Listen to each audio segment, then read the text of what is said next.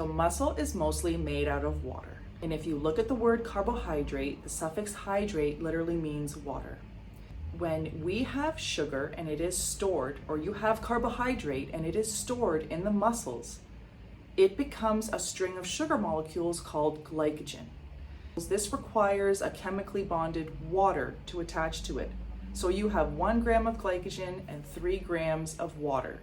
So this means that you're hydrated. This means that you're full. This is the lean muscle mass that most men and women are seeking. So when you lower your carb intake, that's when your body becomes catabolic, because it starts to break down your own muscle glycogen and the water attached to it, burning it out, and then your muscle becomes flat, flaccid, and dehydrated, and you become catabolic. And this is because you have limited your carbohydrates. So now you've compromised your metabolism, you've compromised your hormones, and now your body has to work extra hard. I don't think anybody wants to be in a catabolic state, right? But a lot of people limit carbohydrates, and then they call their muscles inflammation, or they call inflammation their muscles.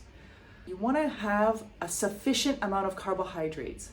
This is like 80% of your diet, at least, should be carbohydrates, and they should be coming from simple and complex sources. Most of the day I'm going through simple sugars.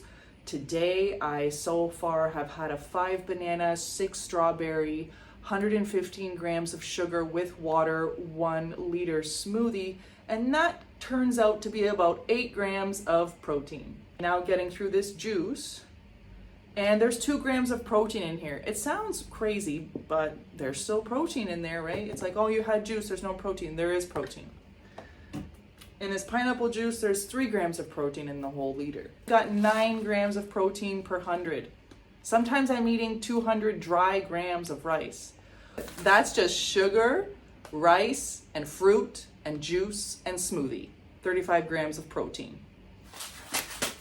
This is enough. Fructose, which everyone thinks is like causing liver problems, is actually what restores the liver glycogen. This is critical for stable blood sugar and getting sugar to the brain, which is the only fuel that your brain wants is glucose. So why do you not need as much protein when you have a sufficient amount of carbs? Gladiators were meant to perform for the masses. They were fighters. They're basically the UFC of that time. So they had to be carved up to perform, and they were on barley and beans, and this data comes from actually their bone grafts. I would say 100% they had less than 100 grams, and I might even go as far to say it's somewhere more in like the 50-60 gram mark. For me, I'm personally having probably around 30 to 40 grams of protein per day, and that's just from the rice, from the juice, from the fruit, from the jams. That's where I'm getting my protein from. And then yes, I will have beans once in a while, but that is not something I have every day, and I don't really crave it. Like, I'm not at that point in my transition. So you might be going through a phase where it's like, damn, I want them beans, and I'm coming off of eating meat, and I'm coming off of having a lot of dairy or alcohol or caffeine or bad sleeping patterns or stress. I don't know, but there's a lot of different variables that could be happening here. So if you're like transitioning from something that you're really happy to just have the high carb meals and you're having beans, please have the beans. Like, everybody has their phases. I've been doing this for 2 years, and I had a phase of like feta. I had a phase of peanuts. I had a phase of so much jam and so much goiabada and super high carb and super high sugar. Wasn't having smoothies, wasn't having rice, wasn't having potatoes, but I was having everything that I could get like from the store, which was just have a jam in, like have a juice in, have some sugar in, have some goiabada in.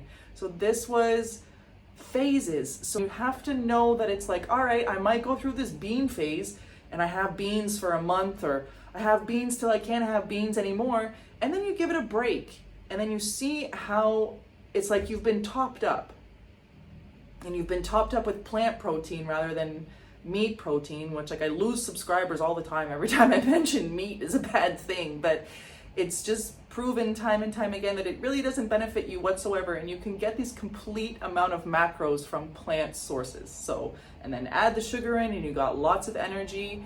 And just know that it might be a phase and it might be something that you just do for a little while, and that's fine. But I wouldn't say to you like have beans every day for 3 years. Like I think that's a little too much, you know, but do I have them once in a while? Yes. I don't eat the same thing every day, but I eat pretty much the same foods all the time. And I'm always prioritizing having a high carb, low fat. Now that I've been kind of forced to look at the labels, I'm actually quite surprised that sometimes I can get up to like 70 grams of protein if I'm having like 500 grams of pasta, which I have had before.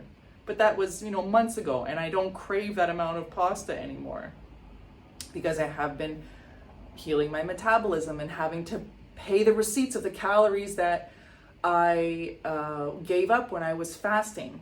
Insulin sensitivity improves. So plant-based low-fat diets make insulin work better. Carbs reduce amino acid oxidation. The body uses carbs as a fuel, not protein. So less dietary protein is wasted and is used for actual repair. Better insulin action is faster nutrient delivered to the source, which is the muscle. So high carb diets spare muscle by reducing amino acid oxidation and lowering your cortisol. Hormones and insulin clears the amino acids for entry into muscle, suppresses catabolic signals like glucagon and cortisol. It activates your mTOR for internal control tower that green light synthesis. Studies show that insulin without protein reduces muscle breakdown significantly. Amino acids in your protein intake. So protein provides raw materials to rebuild and maintain lean mass. You only need modest cargo if the fuel is abundant and operations are smooth.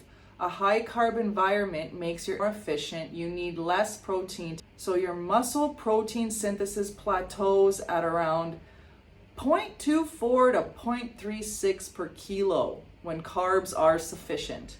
Excess protein is oxidized and not used.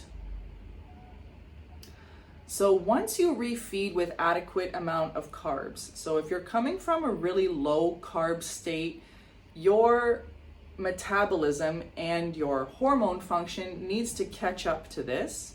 0.5 per kilo of body weight, because you could probably do a little bit more if you wanted and get closer to the 0.8, or you could do a little less and you could eat like these Okinawans, or you could eat like these people in Africa where they have 25 grams of protein a day. And over time, this is the point that I'd really like to get across, is that over time you'll need less and less because your insulin sensitivity improves and your VO2 max improves and your blood flow and your oxygen uptake improves over time the more that you eat this high carb, low fat lifestyle, and especially in accordance with movement and sunlight and hydration and rest. Because if you go hard at the gym and you never make time for rest and you're low carb and you don't sleep well, like how do you expect to build muscle? It's just not going to happen. Like rest is almost just as important as the eating, in my opinion. So, and again, I think our view of muscle has been skewed. We are supposed to be lean beings. Like men have a bigger chest and back, and they have a smaller waist.